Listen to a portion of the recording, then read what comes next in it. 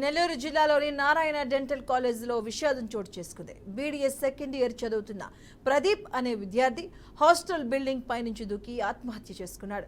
ఈ ఘటనపై పోలీసులు కేసు నమోదు చేసి దర్యాప్తు చేస్తున్నారు.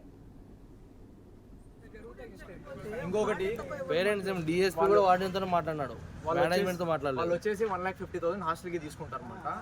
5th ఫ్లోర్ లో లాక్ లేదు, అదే లాక్ ఉంటే పైకి పోయి దూకి చచ్చిపోయేవాడు కదా. వాళ్ళని లాక్ లేదు కదా ఏమని అడుగుతా ఉంటే వర్క్ జరుగుతూ ఉంది అది చెప్తా.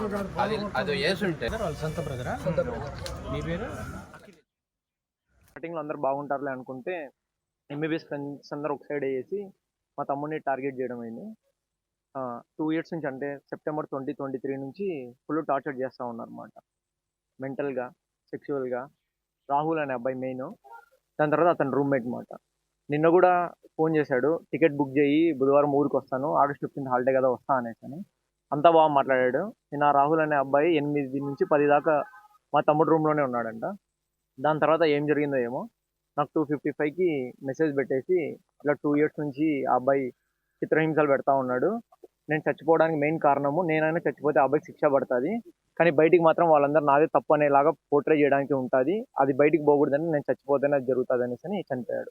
పైనుంచి దూకి 5th ఫ్లోర్ నుంచి దూకి చనిపోయాడు. కాలేజ్ వాళ్ళు ఇంకా ఏం చెప్పలేదు, అసలు వాళ్ళు కూడా ఏ పేరెంట్స్కి కాల్ చేయలేదు. నాకు మా తమ్ముడు 2:55కి మెసేజ్ పెట్టాడు. నాకు వేరే ఒక మిస్డ్ కాల్ వస్తే ఆ టైంలో నిద్రపోతూ ఉంటాం కదా, లేచి చూసాను అనమాట. అప్పుడు నేను ఇంటిమేట్ చేశాను మా ఫ్యామిలీకి, అదే అక్కడ నెల్లూరులో ఉండే వాళ్ళకి. వాళ్ళు వెళ్ళిన తర్వాత వాళ్ళు వెళ్ళారు. స్టార్టింగ్లో అందరూ బాగుంటారులే అనుకుంటే ఎంబీబీఎస్ ఫ్రెండ్స్